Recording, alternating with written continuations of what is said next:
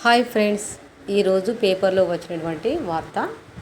అడ్డగోలు అనుమతుల జారీపై ఆధారాల సేకరణ, 6గురిపై క్రిమినల్ కేసుల నమోదుకు హైడ్రా ఫిర్యాదు, మరొకరిపై క్రమశిక్షణ చర్యలకు సిఫారసు, మరికొంతమంది అవినీతి బయటపడే అవకాశం. నాలాలు, చెరువుల్లో నిర్మాణాలకు అనుమతులిచ్చిన అధికారులపై చర్యలకు రంగం సిద్ధమైంది. ఇప్పటి వరకు కూల్చివేతలకు పరిమితం కాగా తొలిసారిగా 6గురు అధికారులపై క్రిమినల్ కేసులు నమోదు చేయాలని Hyderabad disaster management and assets protection agency commissioner Ranganath నిర్ణయం తీసుకోవడం జరిగింది. వారానికి 2 రోజులు బడుల్ని సందర్శించాలి, విద్యాశాఖ డైరెక్టర్ నరసింహారెడ్డి సూచన. ఇక్కడ ఫోటోలో కనపడుతున్నాడు కదా, మాట్లాడుతున్న నరసింహారెడ్డి గారు. విద్యాశాఖ డైరెక్టర్ నరసింహారెడ్డి సూచన. రాష్ట్రంలోని ప్రభుత్వ పాఠశాలలో చదివే విద్యార్థులందరికీ నాణ్యమైన విద్య అందాలని, అందుకోసమే FLN లిప్ కార్యక్రమాలకు శ్రీకారం చుట్టామని పాఠశాల విద్యాశాఖ సంచాలకుడు ఈవి నరసింహారెడ్డి గారు తెలపడం జరిగింది. వాటి అమలు బాధ్యతను పర్యవేక్షించి విద్యార్థుల అభ్యసన స్థాయిని తెలుసుకునేందుకు నోడల్ అధికారులు వారానికి 2 రోజుల చొప్పున కనీసం 4-5 పాఠశాలను సందర్శించాలని సూచించడం జరిగింది. ఎందుకంటే మండల నోడల్ అధికారులను వారానికి 2 రోజుల చొప్పున కనీసం 4-5 పాఠశాలను సందర్శించాలని సూచించడం జరిగింది. మరి విద్యాశాఖ సంచాలకుడు ఈవి నరసింహారెడ్డి గారు అంటే విద్యార్థులందరికీ నాణ్యమైన విద్య అందుతుందా లేదా అనే ఉద్దేశంతో సందర్శించాలని చెప్పడం అయితే జరిగింది. చిలుక ఎలుక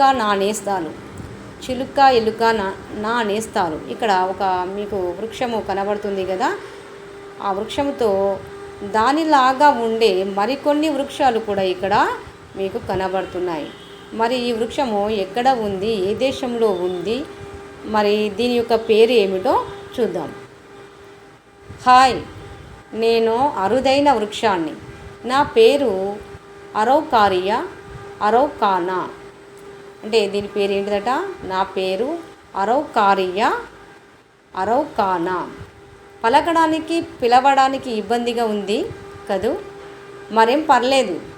మంకీ పజిల్ ట్రీ అని, మంకీ ట్రైల్ ట్రీ అని, పినోవెరో అని, పెవెన్ అని, చిల్లీ పైన్ అని కూడా నన్ను పిలుస్తారు. వీటిలో మీకు ఏది తేలిగ్గా ఉంటే ఆ పేరుతో పిలిచేయండి, సరేనా అంటుంది ఆ వృక్షం. మరి నేను చాలా ఎత్తైన చెట్టును, దాదాపు 30 నుంచి 40 మీటర్ల ఎత్తు వరకు పెరుగుతాను. నేను చిలీ, అర్జెంటీనా దేశాలలో నేను ఎక్కువగా కనిపిస్తుంటున్నాను. ఒకప్పుడు మా సంఖ్య ఎక్కువగానే ఉండేది. ఈ వృక్షాల సంఖ్య ఎక్కువగానే ఉండేదట చిలీ దేశంలో మరియు అర్జెంటీనా దేశంలో. కానీ క్రమంగా మమ్మల్ని విపరీతంగా నరికి వేయడం వల్ల ప్రస్తుతం మేము అంతరించిపోయే ప్రమాదం ఉన్న స్థితికి చేరుకున్నాం. ఎందుకంటే వీటిని నరికి వేస్తున్నారు కదా, అడవుల నరికివేతలో మరి ఈ చెట్లు కూడా మరి నరికి వేయబడుతున్నాయి. కాబట్టి మేము అంతరించిపోయే ప్రమాదం ఉన్న స్థితికి చేరుకున్నాం. మరో విషయం ఏంటంటే నేను చిలీ జాతీయ వృక్షాన్ని అని మరి ఈ వృక్షం అయితే చెప్పుకుంటుంది. ఎందుకంటే అంతరించిపోతున్నాయి కదా, అడవులను కాపాడుకుంటే రకరకాల చెట్లు, రకరకాల పక్షులు, జంతువులు అన్నీ ఉంటాయి కదా. అడవులను నరికి వేసుకుంటూ పోతే మరి వాటికి కూడా బాధ అనిపిస్తుంది కదా. కాబట్టి వాటి యొక్క బాధ ఈ వార్త రూపంలో ఇవ్వబడింది. ఇక్కడ చూడండి, విద్యార్థులు లేని ఒగ్లాపూర్ ప్రభుత్వ ప్రాథమికోన్నత పాఠశాలలో విధులు నిర్వహిస్తున్న ఇద్దరు ఉపాధ్యాయులు మాత్రమే ఈ పాఠశాలలో ఉన్నారు. ఉపాధ్యాయులు ఫుల్లు, విద్యార్థులు నిల్లు. ఏం చేస్తారు? పిల్లలు లేకపోతే ఏం చేస్తారు?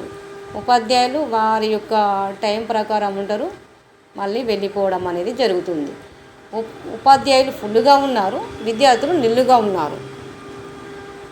ఎక్కడ అంటే విద్యార్థులతో నిండాల్సిన ప్రభుత్వ బడులు ఉపాధ్యాయులతో నిండుతున్నాయి. పట్టుమని 10 మంది విద్యార్థులు లేని బడుల్లో ఉపాధ్యాయులు పెద్ద సంఖ్యలో ఉంటున్నారు. ఉపాధ్యాయులతో నిండుతున్నాయి. పట్టుమని 10 మంది విద్యార్థులు లేని బడుల్లో ఉపాధ్యాయులు పెద్ద సంఖ్యలో ఉంటున్నారు. ఇది ఎక్కడ అంటే హన్మకొండ జిల్లాలోని దామర మండలం మొగ్లాపూర్ ప్రభుత్వ ప్రాథమికోన్నత పాఠశాల. ఇది 30 ఏళ్ళుగా నడుస్తుందంట. 2024-25 విద్యా సంవత్సరంలో 3 విద్యార్థులు మాత్రమే ఈ పాఠశాలలో చేరడం జరిగింది. 2024-25 విద్యా సంవత్సరంలో 3 విద్యార్థులు మాత్రమే పాఠశాలలో చేరారు. 2024-25 అంటే ఇప్పుడు ఇది 2024 సంవత్సరమే కదా.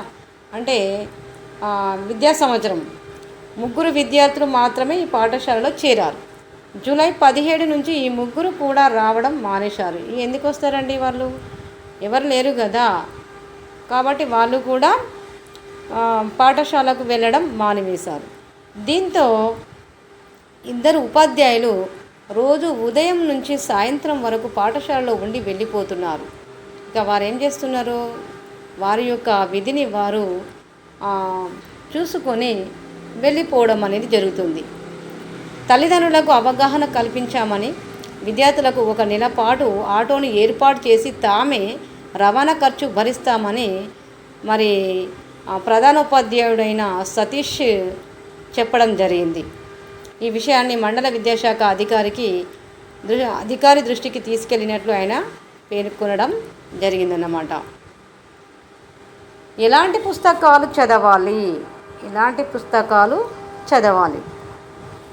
డేనియల్ ఆరోస్ ఆర్కిటెక్ట్ గారు చెప్తున్నారు ఎలాంటి పుస్తకాలు అయితే చదవాలి. పుస్తకాలు చదవడం చాలా మంచి అలవాటు. అయితే ఎలాంటి పుస్తకాలను చదవాలన్నది తెలుసుకోవడం ముఖ్యమే. మీ జీవితంలో లేదా మీ వృత్తిలో ఎదురైన సమస్యల గురించి ఆలోచించండి. వాటి పరిష్కారానికి దారి చూపే